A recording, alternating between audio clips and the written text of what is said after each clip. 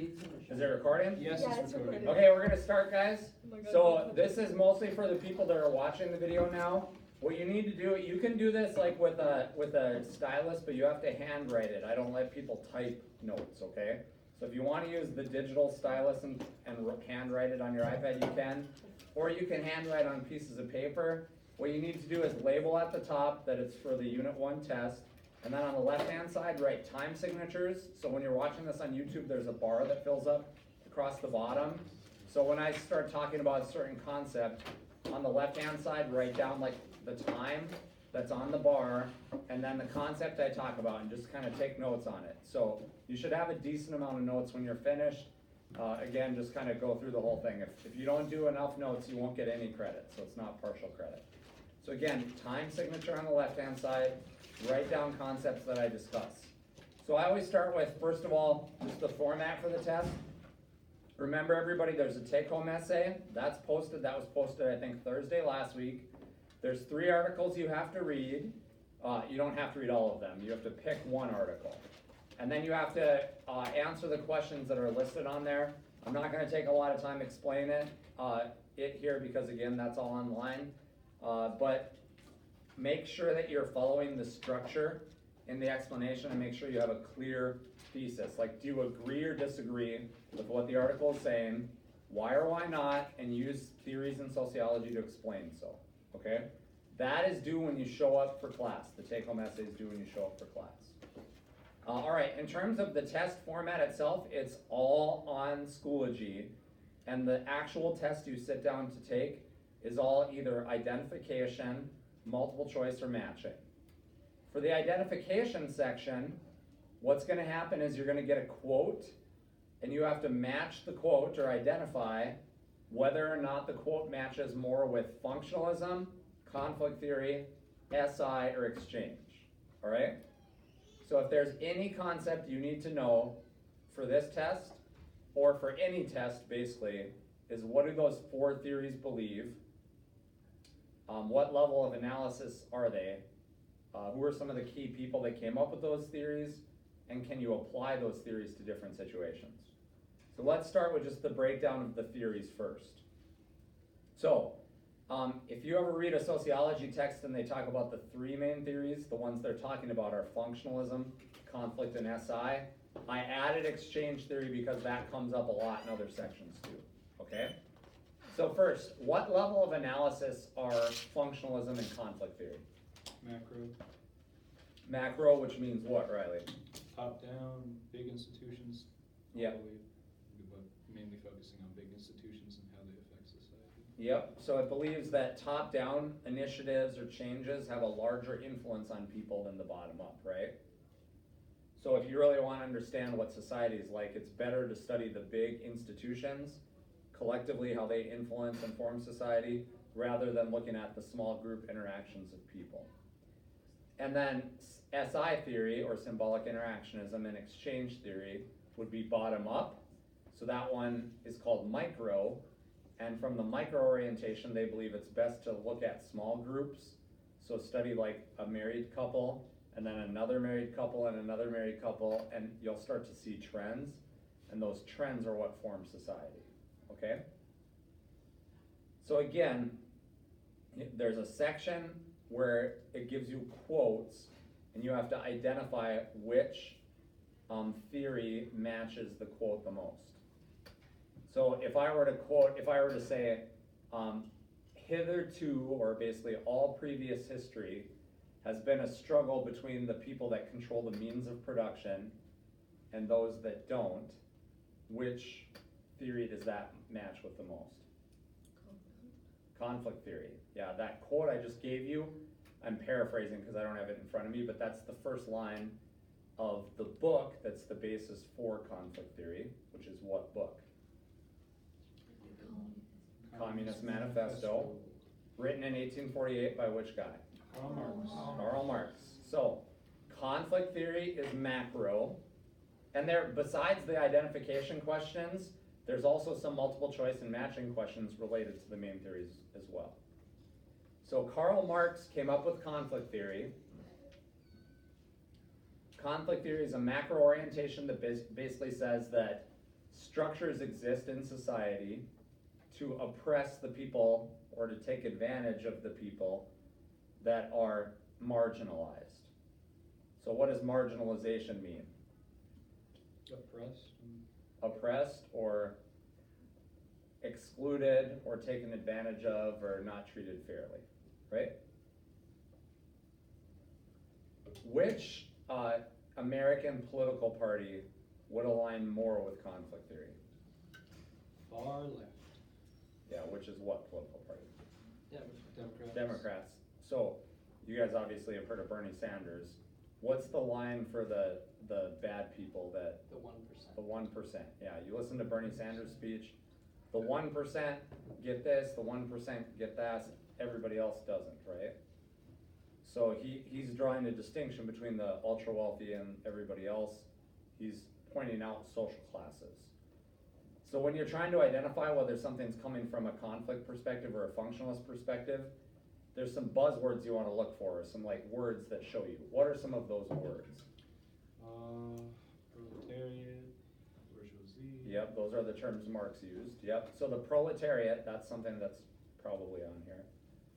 The proletariat are the workers, all they have to offer is their labor. And then what's the other group called? Bourgeoisie. And what do? They reap the rewards without doing any of the work. Yeah, they own or control the means of production, but they get a lot of rewards without having to do a lot of work. So you're gonna wanna look for words like class, like social class, power especially, privilege, marginality, inequality. Those are words that, if you see them, there's a good chance that what's being discussed is conflict theory. Not always.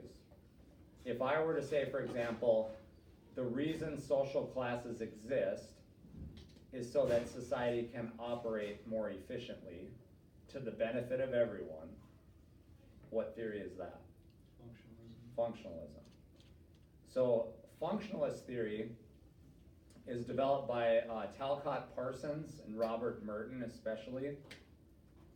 Merton and Parsons. That's also a macro level perspective. And functionalists kind of take a more positive view of society and stuff that goes on. Whereas conflict theorists look at things kind of negatively.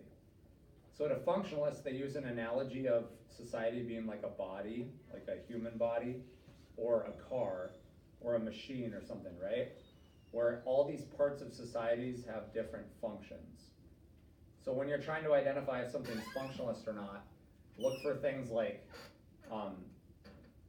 operation of society, right? Or purpose, those are synonyms for function, right? So, in the functionalist approach, one term that's used is a manifest versus a latent function. What's the difference between those two? If it's purposeful or if it like just it was an accidental result. Yep. So the manifest function is the intended function or the intended purpose. A latent function is the unintended function. So the unintended function is not necessarily bad for the people. It might just be an offshoot, right? So the intended function of having homecoming celebrations in a school, right, is to promote school spirit, correct? An unintended function could be local businesses that sell superhero shirts make extra money, right? The school doesn't start doing homecoming stuff so that businesses can make money, right? It's about school spirit. But there are some businesses that benefit because of homecoming, correct? Same thing with prom, right? So prom does not exist so that tuxedo shops and whatever can make money. Prom is a form of, we talked about this, and this is on the test somewhere too, but the idea of anticipatory socialization, right? You kind of practice for something later. So sports in some societies are basically practicing for war, right? Prom, you have a promposal, you get dressed up. It's a very ritualistic thing. It's like practicing for getting married. Okay, that practicing is an example of anticipatory socialization. Okay, so functionalism and conflict theory. Functionalism, again, by some people is called the structural functional approach. Conflict theory is also called the social conflict approach, right? Those are macro. What are the two micro theories we discussed again? Social interaction. and- Nope, not or social interaction. not interaction, SI. I'm thinking of Symbolic Symbolic. Interactionism and social exchange. social exchange theory, yep. Or a lot of people just say SI theory Yeah. and then exchange theory. So SI theory is a micro perspective which holds that the way that you understand society is by understanding the process of the social construction of reality, which by its very nature involves the exchanging of symbols, right? So, did any of you give your teachers grief for not participating today, or your friends maybe, for not participating? So, and if you didn't participate, that's viewed as you symbolically don't care as much about homecoming or whatever, right? Where's your school spirit, bro? Right? You know, people say bro, but they kind of leave it out. Do you guys say that or not? Yeah. Yes? No? Yes. Jokingly. I've heard people Bruh say it. moment. Yeah, bruh. It's like bro and bra kind of combined together. That's a Yeah. So not dressing up is symbolic of, you know, not really caring about stuff. And then exchange theory, again, is a theory that holds that in our small group interactions, we kind of weigh the pros and cons of different choices, and we always choose the thing that we perceive as having the largest potential benefit to us. Now, both SI and exchange theory think that perception matters a lot more than reality, right? Because like at the time a lot, you might think, well, it would be better if I do this rather than this thing. But in the long run, it actually might have been the other way around, correct? So some people maybe had a long day and just wanted to get out of here. And in their mind, they're like, well, it'd be better if I just left, right? I can watch the video later. So it's not that big of a deal. Or in some people's mind, they might think, 10 bonus points, not that big of a deal, right? But there is a point at which if I made it worth enough points, pretty much everybody would move heaven and earth to get here, right? I wouldn't do this because it's foolish, but let's say I said this was worth 800 bonus points, but you had to come to the review session, right? There'd be people skipping work to come to this, right?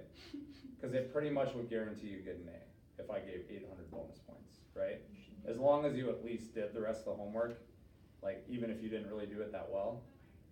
So some people that decided to leave and they wanted to change or whatever, even if I increased it to, let's say, 30 bonus points, would a lot more people be here? Yep. Yeah, probably. Okay. So again, I'm sure there's gonna be a lot of people that watch the video and take notes, right? But people chose to come or not to come, they're weighing all the pros and cons. That's exchange theory.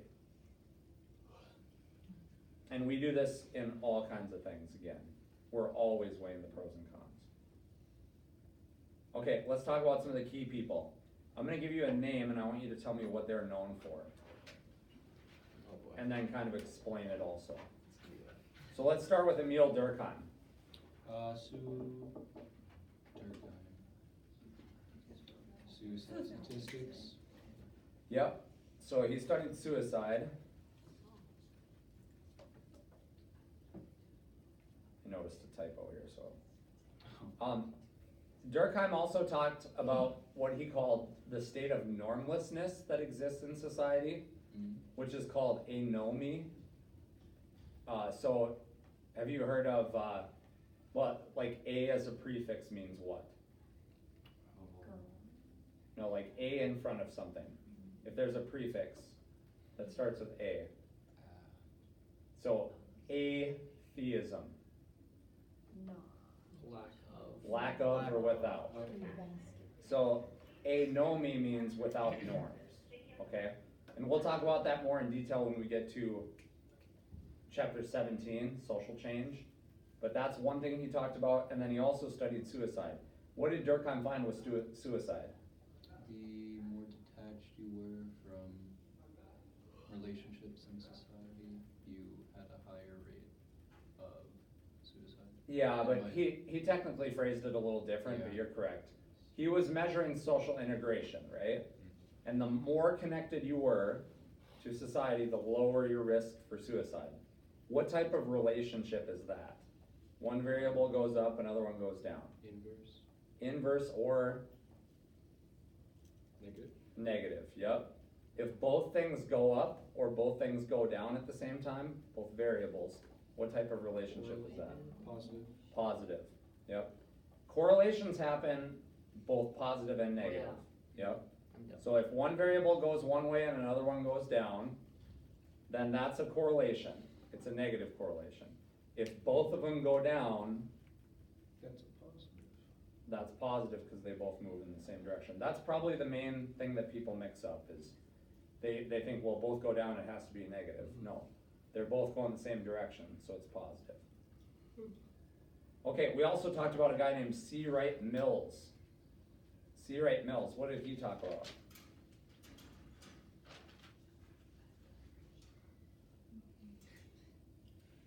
He talked about what's called the sociological imagination. The sociological imagination. Which What was the basically, guy's Mills, M-I-L-L-S.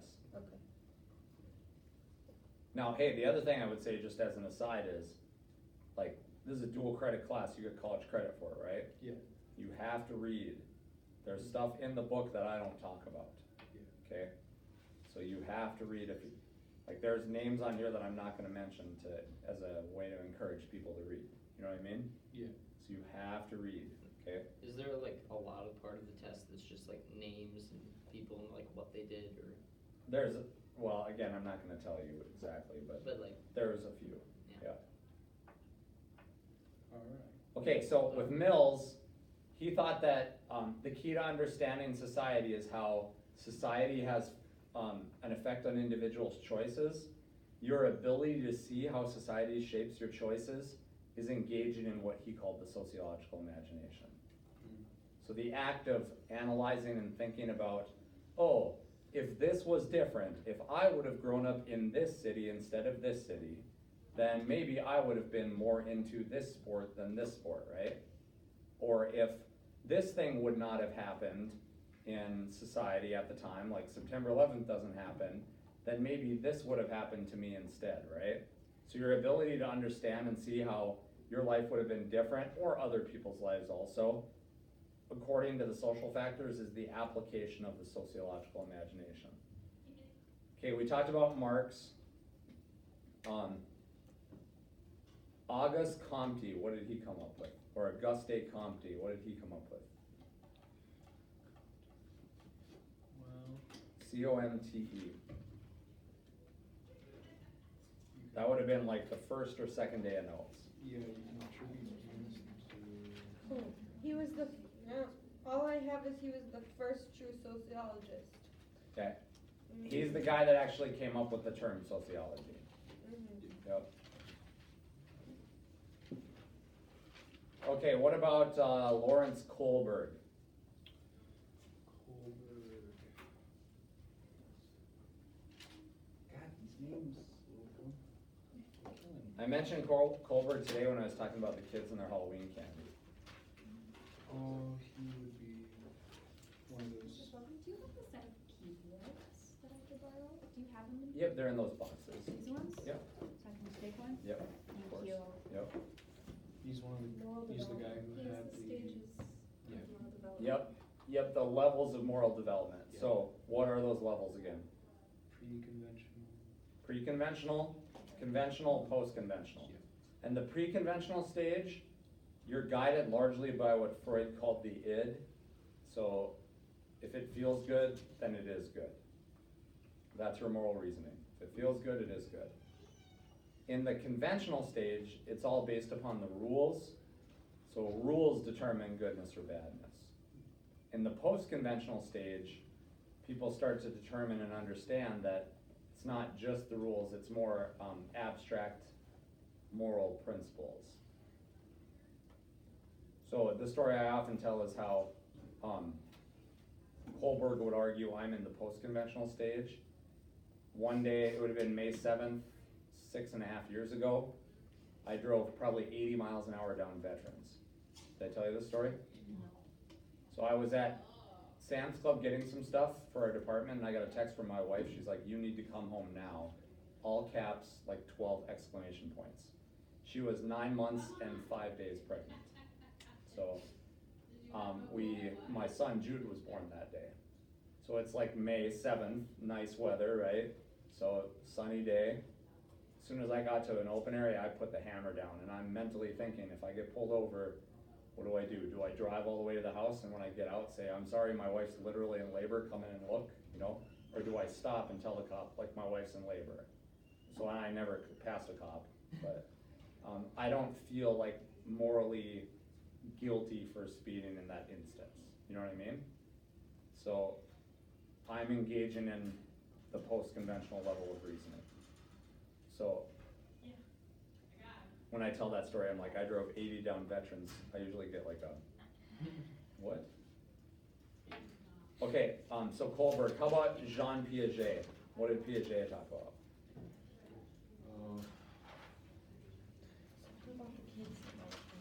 Yeah, Piaget is also about socialization. What type of development? Cognitive development. So Piaget has 4 stages, right? What are the 4 stages?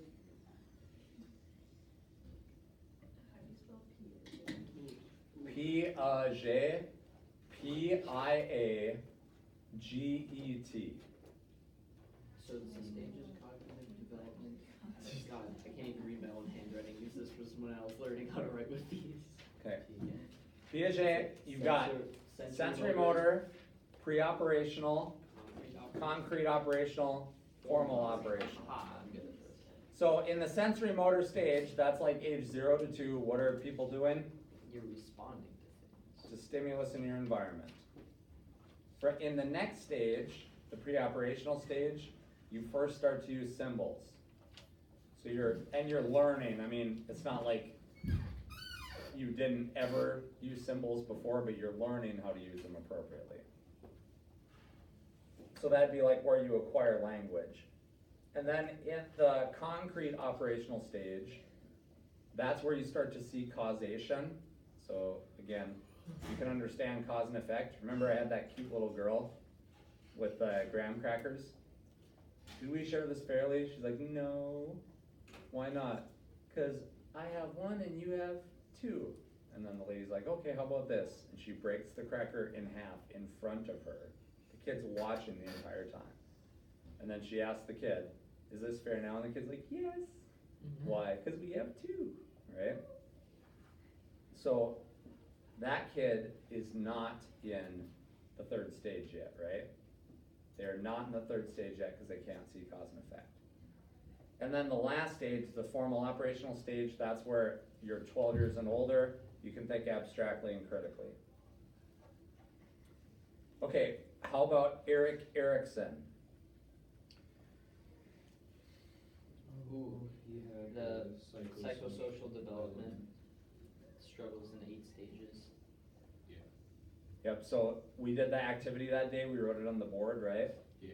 So you might see a question where it's like, adolescents, according to Erik Erikson, struggle with figuring out who they are. This is personified, or this is shown in his 5th stage of development called blank, and you have to pick which one it is. Okay. So in the 5th stage, it's identity versus role confusion. So the struggle is, who am I, right? The 1st stage he calls trust versus mistrust. That's when you're young, you're trying to figure out if you can trust people or not. The last stage in the elderly is ego integrity versus despair, right? You look back on your life, did I do a good job or not? And the key logic behind it is, if there's a struggle you have to overcome, and if you don't, you're gonna have problems later on, right? Okay, we also talked about Freud and his 3 parts to the personality. What are those 3? Id, ego, and superego. Yeah. So it is the selfish part that wants what it wants right away.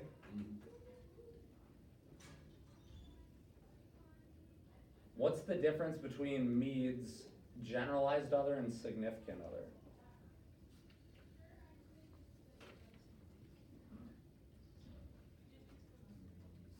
Mead was an SI theorist, and he talked about how we evaluate norms and values. So in short, the generalized other represents like an abstract person that maybe doesn't exist, but represents something you should be like. So have you heard there's a song from the 80s, I think, but it's like, and I'm proud to be an American, where at least I know I'm free. Yes. And I won't forget the men who died, who gave their life for me. And I'll gladly stand up, right? Yeah. Okay? So in that song, they're trying to get you to picture an American, right? They're not saying like Bill Clinton or George Bush or Brad Boyev or whoever, right? They're saying this is what an American is like. An American in that sense is the generalized other. We have these signs that are like, be a Packer, right? This is what Packers do. That's representing like the generalized other. Have you heard somebody say before like, man up? You heard that expression? Or be a man or whatever? That's an example of the generalized other, right? A significant other, to Mead, is not just like your boyfriend or girlfriend or spouse. It's any specific person that has a significant role on your socialization. So it could be could be your teacher, could be your mom, dad, could be a coach, could be a pastor, could be your boss, right? Could be your best friend, could be boyfriend, girlfriend, whatever.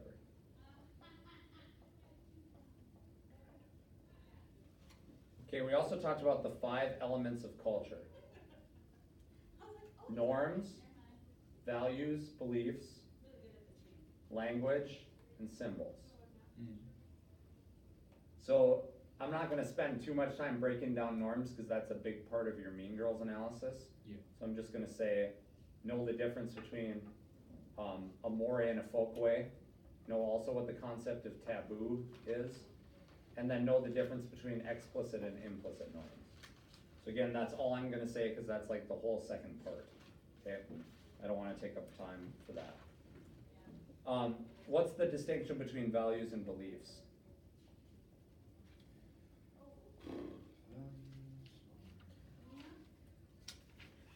Values are like broader, like a broad value, and the belief is like the specific thing that you believe within that value. Yep, so values are broad statements about what's good or desirable, so we would say like, if you've heard the expression dress the part, like for an interview or for a job, right? You're supposed to dress the part for the job you want, right? But different people have different beliefs about, and different subcultures have different beliefs about what's acceptable for certain parts. So I know like, some of my colleagues feel very strongly about generally wearing a long sleeve shirt and a tie, right? Almost all the time. Yeah, so, even like, so there's these couple younger guys that go to the same church as us and they wear hats in the service a lot. And the older people are like, they look at them like they're like sinning while they're wearing a hat, you know what I mean? It's like, you don't wear a hat in church, right? Okay, so that, the guy's perception about what's important is different from the older couple. Some people might wear like a real nice pair of jeans and then a nicer t-shirt, and that's viewed as like dressing up, but to other people it's like, no, that's not acceptable, okay? All right, we also talked about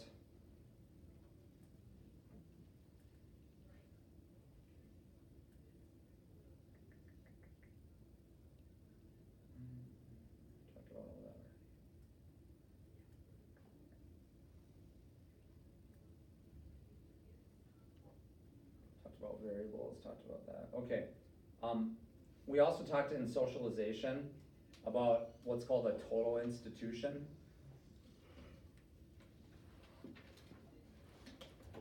So remember, a social institution is a structure that exists in society that has a purpose, right? Mm-hmm. So education is an institution, and then like West Fargo High School and Cheyenne and NDSU and Lincoln Elementary in my hometown of Beach, those are all parts of the broader institution of education, right? So a total institution is part of society as a whole whose function it is to break down somebody's old identity, restore a new identity, and then exert a lot of influence on people's lives. So two prime examples of that would be prison and then rehab. Because in those, like, notice how there's a lot of control in those, right? And they want to radically change you. So the defining characteristics of total institutions are they exert a lot of control over individuals, and then they want to radically change people.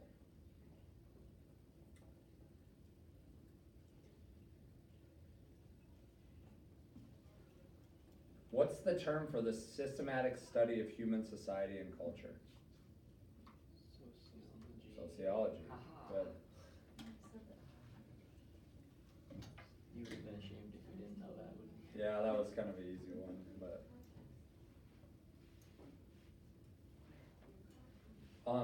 There was a lady named Carol Gilligan that expanded on Kohlberg's ideas as it related to girls and boys. What did Gilligan find? Boys. That they're equally as aggressive. Like Just- boys are. No, that was a different research. Boys are Boys much are for more rules and inclined girls are to for rules. feelings. Yep. Boys emphasize rules in their moral reasoning. Girls emphasize feelings in their moral reasoning. Okay.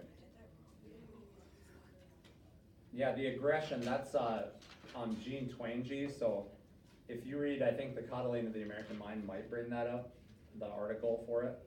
Mm. What's the nature-nurture debate about? Nature and nurture. That for sociologists, it's more the fact that socialization and those factors affect how you develop as a person compared to biological stuff. Yeah, so nature is the biology component, right? Nurture is the experiences you have and how you were raised. So sociologists generally think that both matter, but nurture matters more, right? So one thing that they'll study is the fairly consistent patterns of thinking and acting and perceiving and feeling that a person has. What are those called? Fairly consistent pattern of behavior and thinking. Personality. Yep. Okay, who's the guy that came up with the theory of dramaturgy?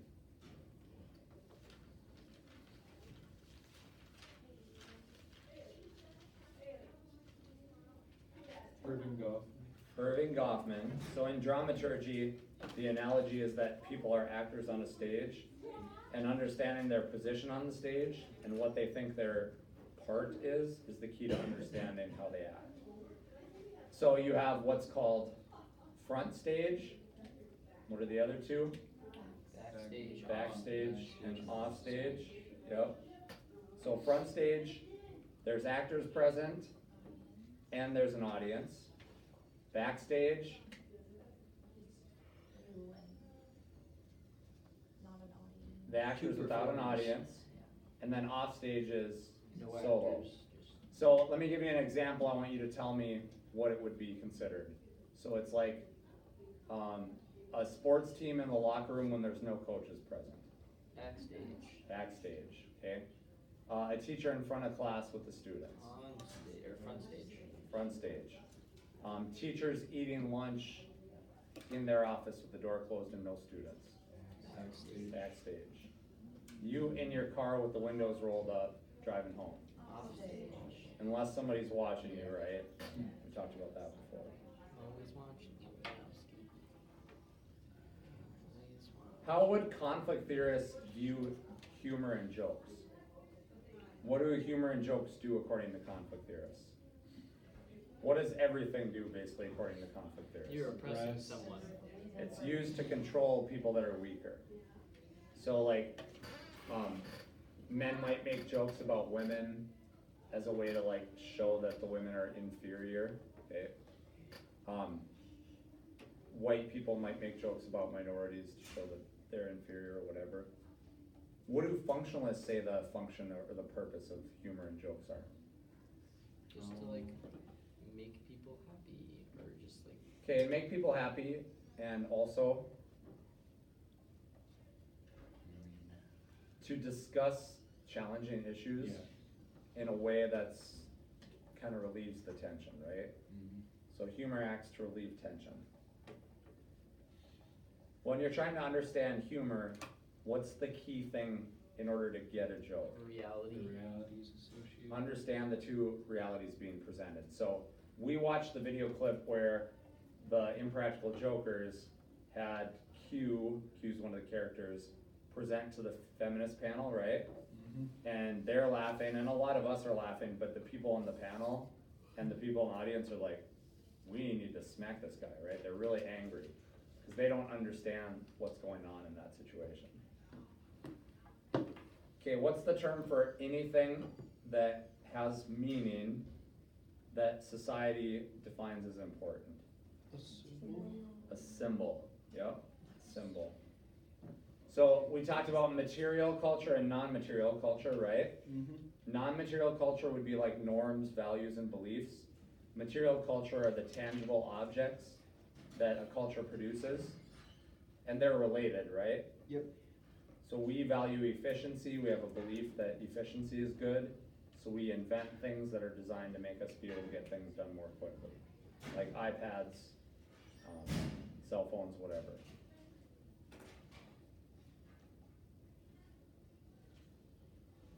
What's the difference between high culture and pop culture? High culture is something that the 1% or rich people would usually end up doing. Yeah, the elite in a society, okay, and then what's pop culture? That's What us. we would do. What everybody does, yeah. So it doesn't necessarily mean better. The example I often give is caviar, which is considered a treat in high culture societies. But, I mean, I've never had caviar, but hearing the description, I'd rather have like a Snickers or something, right? So Snickers would be pop culture, right?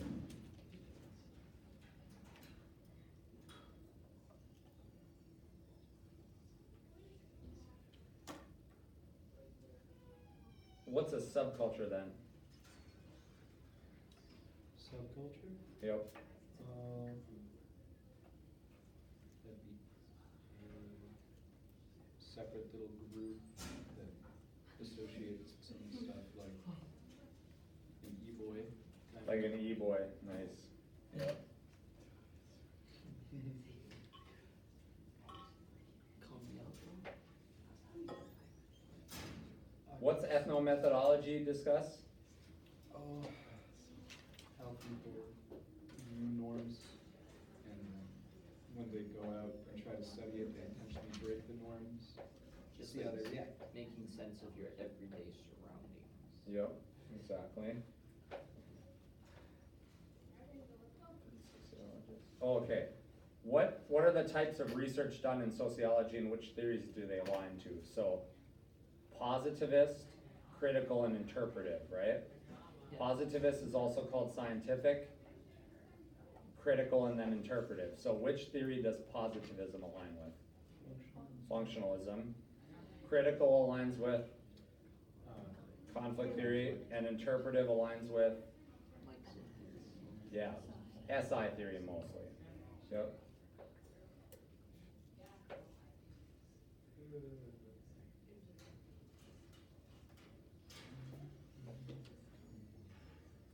What's the idea of a critical period, and how does that relate to both Anna and Harlow's rhesus monkeys? So, critical period is where you pick up most of what you use for the rest of your life, like language. Yeah, it's a time period in development where there are certain essential things that have to happen. And if those things don't happen during the critical period, it's at minimum very, very difficult to, but at worst impossible to learn that skill later in life, right? So if you're a little kid, use the trust versus mistrust example. Let's say the first 5 years of your life are absolute hell, like abuse, all kinds of bad stuff happen, right? Yep. The concept of the critical period would say it's pretty much impossible for you to learn to trust people for the rest of your life because of that, right? Which is sad, obviously, but that's what that concept says. Okay, now, so we're done with the part where I go over things. So if you wanna leave now, you can, and you get credit for being here, but if you wanna ask specific questions, you can. We still have 2 more days where we're gonna be doing review type things in class. But I do want this time, like if you're sitting here and you're like, Slocum, I just don't get this concept. Tell me now so I can explain it. If you wanna leave, you're free to leave, okay? I feel like so many things you say, it's like I get, but then it's like, will I remember? Yeah. I pretty much understand everything, I just need to get them like anchored in my head. Yeah. It's like a lot, like There's a lot. A lot of this, it doesn't seem like hard, it's just No, a lot. no, it's just- You basically have to really grasp some of the Should I concepts. stop this? You're gonna, yeah, you can turn it off.